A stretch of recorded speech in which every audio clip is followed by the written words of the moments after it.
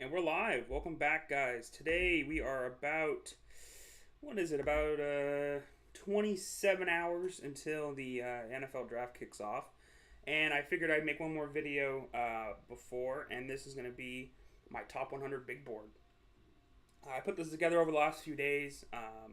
This is just how I would rank the players. There was a lot of factors that went into my rankings, but ultimately, I just went with who I think the best player is available on the board at that pick. You guys can see, pick 100 is going to be Matthew Butler, the interior defensive lineman out of Tennessee. I got a fourth round grade on him. This age right here, I don't have the header here, but this is his age at the start of the season. That's according to PFF mostly, so if it's off, blame PFF, not me. But yes, so Matthew Butler to start off. I'm not going to give you a breakdown of every single player because then it would be a probably 50 minute video. And that's just not entertaining. You guys just want to see who's there, see what's going on. I may do some more explanations as I get up. But this is just going to be my big board. I will have this up, and I will be checking it off as the picks are being made. Currently, I have it planned where I'm going to be probably live streaming the first round. And if it goes well and everything works and there's not much of a delay, I might gamble into the second and third round on Friday night. We'll see how it goes. But without further ado, I'm just going to jump into it. So, at pick 99, I have Cam Jurgens out of Nebraska. I've just learned about this guy a couple days ago. And, dude, he's a monster. One of the more athletic centers I think we've really seen in the combine history. And he only allowed 1 sack in 3 years of work. Only going to be 22 at the start of the season. Fourth round grade. I think he'll get picked probably in the fourth. But he's going to be a player to watch out for as the interior offensive linemen start going off the board in, early day 3. Number 99, Cameron Thomas number 98, out of San Diego State. Not too much to say about him. He's just a solid edge. And in the fourth round, that's what you're going for. Just solid players that might not have the biggest, ceiling. I hate using that term, but ceiling. Or, guys that just are at that point in the fourth round, you're kind of going from impact day 1 players to more projects. So there's going to be a good mix. At 97 is Brian Robinson Jr. out of Alabama. Not much to say about him. Set behind Damian Harris Najee for 4 years. Good running back. Special teams versatility is huge. Kind of a sneaky Patriot pick. 97 is Beau Melton, the wide receiver out of Rutgers. Not much to say about him. Just a good solid receiver. 96, Charlie Colar. Now, he's one that's kind of sneaking up on draft boards. And the reason why is because he has versatility. He doesn't excel in one thing, but he's very average to above average in almost everything. Almost reminds me of a dollar store Kittle, or you could even use the Kelsey comp, but I think the Kittle comp's a little bit closer, at least to me. But he's not going to be that, not guaranteed to be that, but that's what his ceiling would be, and he has a pretty good basis to start off as a tight end. Velos Jones Jr., the wide receiver out of Tennessee, not bad. I haven't watched too much of him. He's a little old, which is, again, in this draft class, it's the oldest probably the draft class we'll see because of the COVID pandemic. So, Velos Jones. Yeah. Justin Ross, again, it's health issues at this point. He has talent, but can he stay on the field? That's the biggest question mark. Hasn't really been able to do it consistently, but when he does play, he's very good. Cade Otten, the tight end out of Washington. Another tight end, just very, very deep tight end class.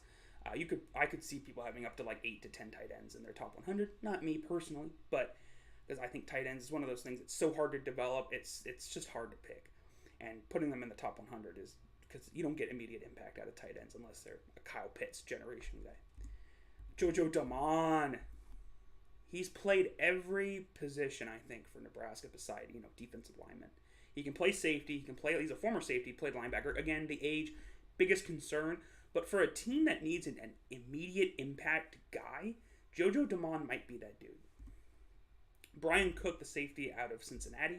Very good safety. Kind of got a little bit of help playing with, Sauce Gardner. But the only thing I can really say about Brian Cook is that it's consistent. David Bell, wide receiver out of Purdue. People worried about his speed. I'm a little bit too, but at 21, he's definitely shown that he has the potential. Can play a little bit in the slot. It's just going to come down to can the team with the right system get his hands on him. Marquise Hayes, interior offensive lineman out of Oklahoma. Good guy. He's a big mauler and someone who had a fantastic, I think he had one of the best PFF grades for interior offensive lineman in the game. Very good center or interior offensive line. Could play tackle, but it's more likely he plays guard in the NFL. Zamir White, not the only Georgia running back on my top 100. I don't understand why he's such a late, a slept-on guy, considering how violent of a runner he is. Yeah, you could worry about his injuries. He has a little injury history. But if you watch him run, he runs like an NFL player. It's going to be really fun to see him in a team. I could see him actually. I have a late third-round grade on him. I could see him going, early, mid-second, late second, if enough teams are convinced he can stay healthy. Almost, I don't want to say it, but he almost reminds me of Jonathan Taylor. Doesn't have the production, but he runs a lot like Jonathan Taylor. Jalen Amore Davis out of Bama, just a good corner. He only has 1 year of experience, so beware. At 23, that is concerning. That is his biggest drawback. Again, age, combined with a lack of experience, might cause him to slip, but I do think the talent is there. Cole Strange, the big boy out of Chattanooga. Explosive, age, yes, you're going to hear that word a lot today. His age at the start of the season is going to be 24. That's concerning. But with, a late day 2 pick, if you're looking for a starter on the offensive line, you may be able to get a contract or two out of Cole Strange, and he has shown he can dominate. Josh Paschal out of Kentucky, more of a run-stuffing guy, but at 22, has good length. Wouldn't surprise me. He'd be a good value pick in the late 3rd, early 4th. Rashid Walker, the tackle out of Penn State. Yeah, I'm not too high on Rashid Walker, as in some people. Some people have him almost in the top 50. I wouldn't go that far. I think 83 is a good spot for him. He's just kind of okay. But again, in a tackle class like this, you're going to see some guys rise and some guys fall. And this is a name that I could see go as high as 60 and as low as like in the 120s. Kirby Joseph, the big boy out of Illinois, safety. I like Kirby Joseph. Made some good plays. He's a ball hawk. Age is going to be great. Late 3rd round pick. I probably should have that as a mid. Sam Howell, the quarterback, the first or the last quarterback on my top 100 at 80 or 81. I'm not huge on the quarterback class, as you'll see as we go up. I think Howell is a budget Baker Mayfield. And normally you don't want to have a budget Baker Mayfield. You just want Baker. Even then, Baker, 50-50. I'm not huge on the Sam Howell thing. I don't think some people have him as like the number 1 QB. No, not for me. Number 1, Alec Pierce, another Cincinnati. You're going to see a few Cincinnati guys after this season. Again, he's a deep ball threat, but again, it's just consistency from a lot of the receivers. The receiver class is very good, but they're inconsistent. That's the number 1 issue. Alec Pierce in a receiver class as deep as this, I don't see him being worth anything more than a late 3rd. Khalil Shakir, wide receiver out of Boise State, pure deep ball threat. Same thing as Alec Pierce. He's just inconsistent, but when he's on, he's on. And he's going to make some team very happy with a few deep balls next year. Max Mitchell out of Ottawa, Louisiana. Not much to say about Max Mitchell. Tariq Woolen, pretty good corner out of UTSA. Perion Winfrey, the interior defensive lineman out of Oklahoma. Big boy. In a way, he's not very big. However, he played a lot of interior defensive line. He might be a Deatrick Wise type player. Another guy New England might target. Marcus Jones, special teams versatility, corner out of Houston. Not much to say about him. 23, a little old. Late 3rd is pretty generous. Mid 3rd, this is where, it starts picking up. Kingsley and Arbe, I don't know how to say that name, edge out of South Carolina. Pretty good guy. Nick Cross, the big boy safety out of Maryland. He's a ball hawk. Go get him. He's going to make some team very happy as a mid-high safety. James Mitchell, tight end of Virginia Tech. Another good tight end class. He's 23, which might scare some teams off that he's already 23. But I think a mid-3rd, kind of reminds me of that Dalton Keene pick by New England. Jamari Sawyer, we don't really know what he's going to play in the NFL. There's reports that teams only see him as a guard, but with his length and height, I don't see why he doesn't play tackle, or at least attempt to play tackle. And only at 22 years old, why not? 3rd round pick, I think it'd be a good waste. The second quarterback, the other quarterback, Matt Corral. I watched 7-8 games of Matt Corral this season, and about another 2 or 3 from his previous season. I don't see a starter in the NFL, especially coming in at 23. A little bit of a concern. I don't see him being a long-term starter. I think his ceiling would be like a Tyrod Taylor, which isn't a bad career to have, but it's not the hype that I think Matt Corral would enjoy. At 69, nice. Logan Hall, interior defensive lineman out of Houston, not bad. Dylan Parham, big boy out of Memphis. There's not much known about him. I haven't really watched too much of Dylan Parham, but I do know that he is very highly ranked. And at 22, he's going to have some good value in the third round. Kenneth Walker. I think there's a few more running backs, but I think I'm a little lower on Kenneth Walker than others. And for me, it's just he doesn't have much special teams versatility, and I worry about his pass blocking. He's pretty much a pure runner. And as valuable as pure runners can be at times, they're not worth more than, in my opinion, a third round pick. If you're going to be anything higher than a third, you need to be able to bring pass blocking. Or if you're not bringing pass blocking, you need to have some type of special teams versatility. Jalen Tolbert, wide receiver out of South Alabama. Pretty good. Again, the age is just going to be a concern for a lot of these guys. You know, once you're over 22, I know that's young. I'm 22. I'm not old, but Jalen Tolbert, again, that age is just the only issue. But he's a special talent. Kenny Pickett, I have a mid-third on him. I'm just not high on the quarterbacks. I just don't see it. No, I'm especially Pickett. He's better than Coral, but I don't think it's that big of a stretch to say they're about the same quarterback. James Cook, the other Georgia running back, coming in at 64. I think he has a mid-third grade. You could argue early third, and I wouldn't really mind. I think I don't know. I like him. Again, he might be able to pass block, has some special teams versatility if you want to put him back there. His weight is the biggest concern, but he's just like Dalvin Cook, just a few pounds lighter. Kyle Phillips, good receiver at UCLA, 23, concern. Chad Mumma, the linebacker out of Wyoming, can kind of play a little bit of everywhere. Again, the age is just the only concern with the guy. But mid-third, very good player. Now we're in the early third. Zach Tom, a very, very popular name in the mock draft era, or mock draft season. He can play tackle. He was one of the better pass blockers. His run blocking is something to leave desired. But in Wake Forest, they do a lot of play action. It's not a bad, and I think him for an early third is not bad at all. Jaquim Baker, the safety linebacker hybrid out of Penn State. Kind of rangy, but he might be limited to the box. I think he's more of a linebacker at the NFL level, and he might need to put on some weight. 23, again, it's going to be a concern for a few teams. Brian Asamoah out of Oklahoma. I think that's the second Oklahoma edge.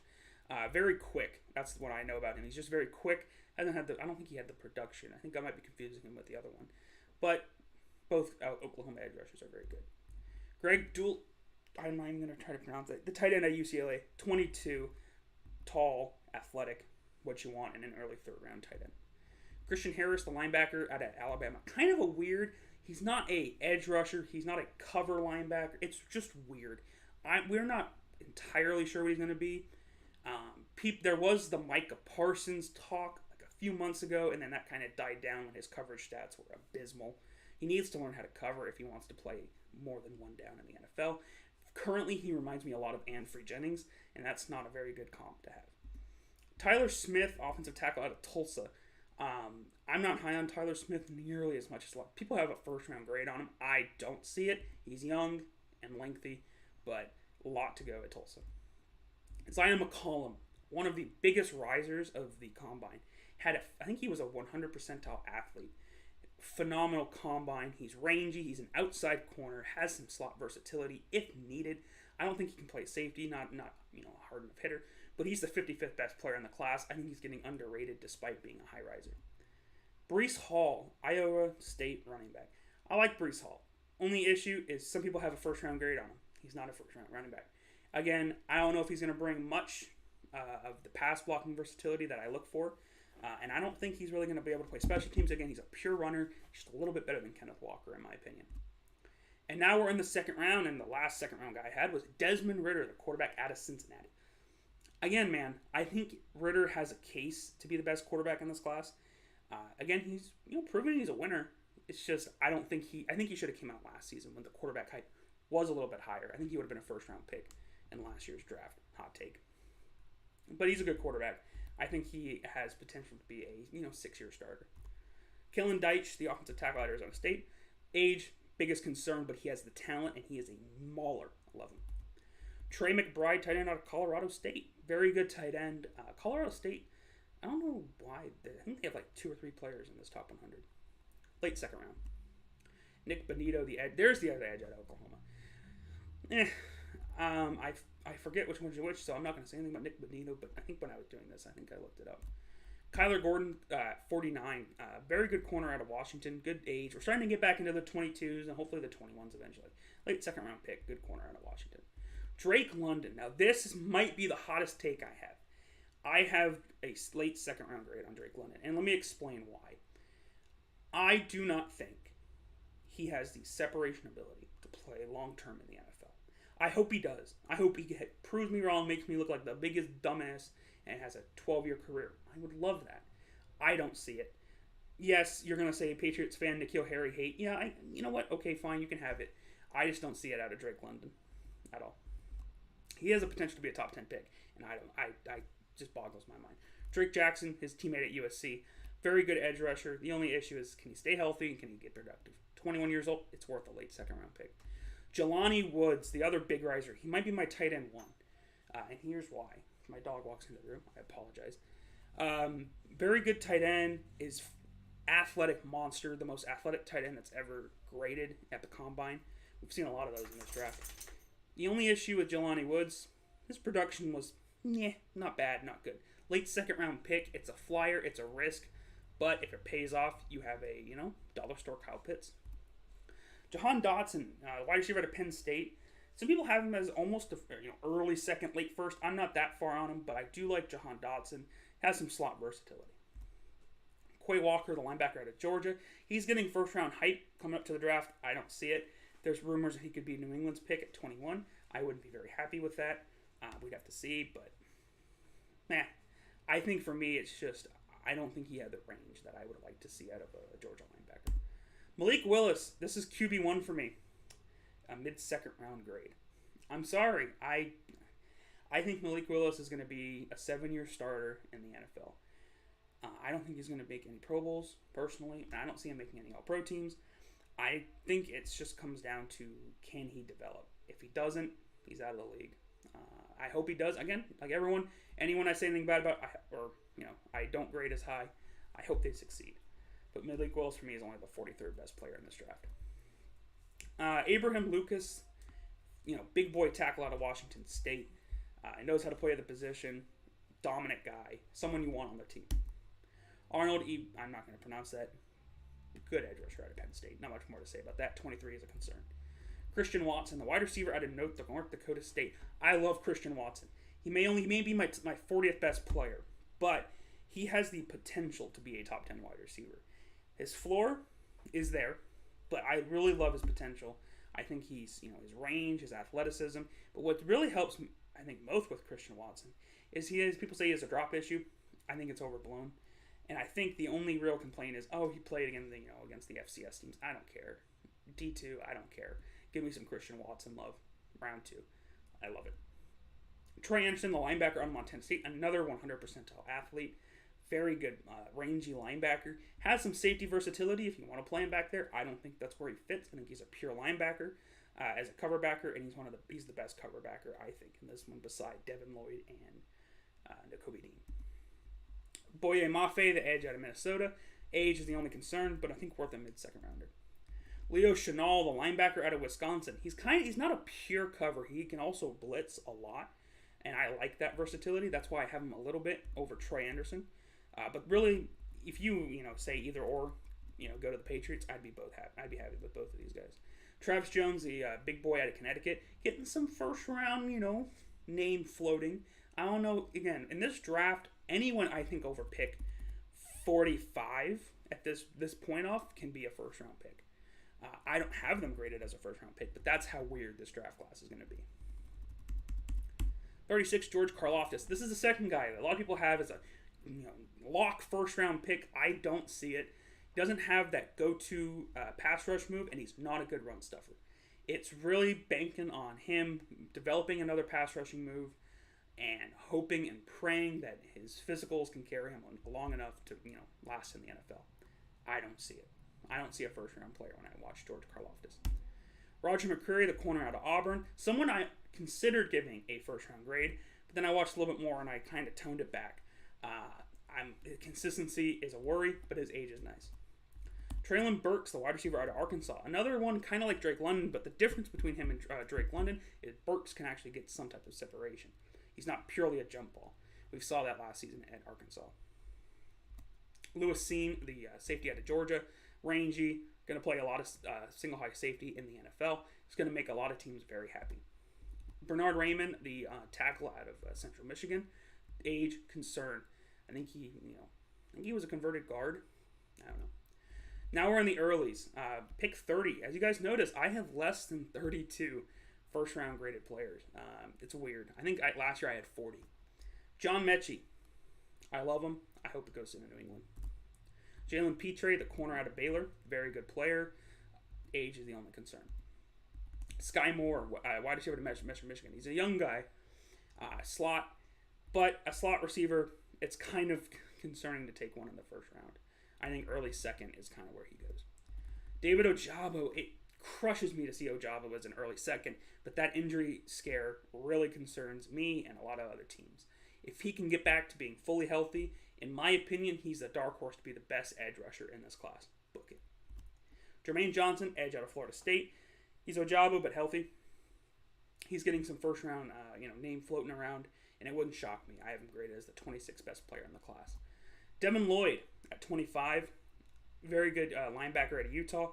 Can he stay healthy, and can he produce at the NFL level with that speed concern that teams are starting to float out? We'll have to see. And now we're back in the first. So yes, I only have 24 first-round graded players. Let's get into it. Daxton Hill is the first one. Versatility out the max. Can play corner, boundary, can play safety, and can play slot if needed. I love him. He is one of the guys I wouldn't mind New England even drafting at 21 or trading back to mid-late 20s and getting a Daxton Hill. Andrew Booth, the corner out of Clemson. He's more of a pure corner, doesn't have any safety versatility, young, ferocious. He has that dog in him. I love it. Devontae Wyatt, the interior defensive lineman out of Georgia, the other one. Age, 24. It's very high for a late first-round pick. I was almost going to the second, but with how many visits he got, teams view him very highly, and I like the tape. I'm going to give him number 22. At 21, Trevor Penning out of tackle out of Northern Iowa. People are going to say, oh, he's only really known because of the Senior Bowl. I don't care. Very good Senior Bowl. He's mean, and he's going to be a very good tackle in the league for a while. Nakobe Dean, the number one linebacker in this class for me, at 20. I like Nakobe Dean. Again, there's some concerns that he can't venture too far outside the box and that he's pretty much going to be limited to the 7 to 8 yard range. And spending a first round on that is going to scare some teams away. But look for New England to draft him in that 20 to 21 range. Kyrie Elam, the corner out of Florida. Big boy. Love Kyrie Elam. He would be probably much higher in other drafts, but this draft is just so deep at corner. 21 years old, late first round pick. He's going to be a steal. At 18, Kenyan Green, the big boy out of Texas A&M. Love me some Kenyan Green, but he's not the best interior offensive lineman in this class. George Pickens. There's rumors going around. He's a head case. He's been sheltered. I don't care. He's got the potential to be a number one wide receiver as long as he stays healthy. His attitude isn't a concern for me. Stay healthy. You're a number one receiver in the NFL. Chris Olave, wide receiver out of Ohio State. He's George Pickens, but without the injury history. Tyler Linderbaum. Again, yeah, I have a center in my top 15 guys in the draft as a mid-first. Deal with it. I love Tyler Linderbaum. I think people are saying he's undersized. He's 6'3", like 320. Get over it. He's a big boy center, and he's going to be very good in the NFL. Jameson Williams at number 14. Just a elite speed. Apparently his injury rehab is ahead of schedule. He should be ready for like week 3, week 4. And he is going to be picked in the top 15. Trent McDuffie, corner out of Washington. He is nice. He can play slot, play corner, can play safety if you want, but I think he's more as an NFL corner than a safety. His size is a little bit of a concern, but at 21 and the talent he has, and he can hit as well, he's going to be fun. At number 12, Zion Johnson, the big boy out of Boston College. I love me some Zion Johnson. I am fully on the Zion Johnson hype train. A great story, only 22 years old. I hope he's a Patriot. He might actually go before 21. At number 11, I have Garrett Wilson, the wide receiver out of Ohio State. Big boy. I like him. Consistent. He's the most consistent wide receiver in this class, and that's saying a lot. Derek Stingley at 10. Elite talent when he's on. Is he going to be on? That's the only question we have for him. And then early first. These are, in my opinion, from 9 to 1. They all have a case to be the number one overall pick in this class. It's that serious. At number 10, number 9, Ikem Ekwonu. He's a great, versatile offensive lineman. He can either play tackle or guard in the NFL. I think he flirted with center a little bit at NC State. Wouldn't need to check that. And at 21, love him. Kavon Thibodeau at number 8. Very good edge rusher out of Oregon. There's character concerns. I don't believe it. I think it's just a smokescreen for him to fall. Injury history is really the only concern for me. Jordan Davis. I have Jordan Davis as the 7th best player in this class. And let me tell you why. He has generational talent. And I think there's only 2 players in this class that earn that title. Yes, he's a D tackle. Yes, they aren't as valuable in the draft. He's going to go lower than number 7. I agree. He's still got generational talent. And at 22 years old, it's hard to pass that up. At number 6, I got Charles Cross, tackle out of Ole Miss. Young, very good, elite. He's going to be good. Number 5, Kyle Hamilton. Yes, this is my top 5. Starting him off, I love Kyle Hamilton. There's reports that he's slow, that he's not going to be able to play deep. It reminds me very much of the Derwin James BS. I don't think it's true. He's going to be a good safety in the league for a long time. At number 4, Evan Neal, tackle out of Alabama. Love me some Evan Neal. Only real issue with Evan Neal is he going to be gone by your pick? It's the only negative of Evan Neal. And at number 3, I got Trayvon Walker. I actually mocked Trayvon Walker to go in number 2 in most of my mocks to the Lions. There's reports now that he's the favorite to go number 1. We'll have to see. I don't know what Jacksonville's thinking. And at 21, it's just contingent on him getting 1 pass rush move. If you can get an elite pass rush move, he's going to be a dominant force in the NFL for 15 years. At number 2, Aiden Hutchinson. Gee, I wonder who I've left off. Edge out of Michigan. He exploded this season. Didn't have much hype going into it. Only real issue is, can he sustain that? He's good physically, but he's not as much as some of the other edges in this class, and that's going to shy a couple teams away if it's not Jacksonville. But I don't think he makes it past pick 3 or 4. That would be the absolute biggest slide I see for Hutchinson. And at number 1, you may have guessed it. I kind of teased that I didn't have these guys at number 1. It's Sauce Gardner. And here's what I'm going to say about Sauce. You can preach to me that Stingley is more athletic and he's got more generational talent. I don't think he does, but you could preach that. And you can preach other guys like Elam, Mcduffie, are just better cover corners. Okay. But what you've seen in the NFL in the last 5 years is an explosion of wide receiver talent. I mean, if you ask someone to name their top 10 receivers and you ask someone else to name their top 10 receivers, there may be 15 names that come up between the two guys. And if you ask 10 people, it may go up to 25. There's a lot of elite receivers in the NFL now, and you need elite corners to take them down. He has elite corner skills. The only issue I have with Sauce Gardner, the only issue, is that you could say he didn't play the best competition in Cincinnati. And I don't believe in that. I think he is, without a doubt, in my opinion, the best player in this class. And if you are targeting anything in this draft, if I'm Jacksonville, I go get Sauce Gardner. I think he's better pick overall than Hutchinson, better pick than Walker, and I think he's a better pick than any other player on this board. That is my big board. I will be scratching this off as the draft goes on. I will be live streaming the draft tomorrow and hopefully Friday if everything goes well. That's all I've got for you guys. Hope you guys enjoy my big board, and make sure you guys like, subscribe, and do all that good stuff. And I will see you guys on the next episode of the FullBack Dive Podcast.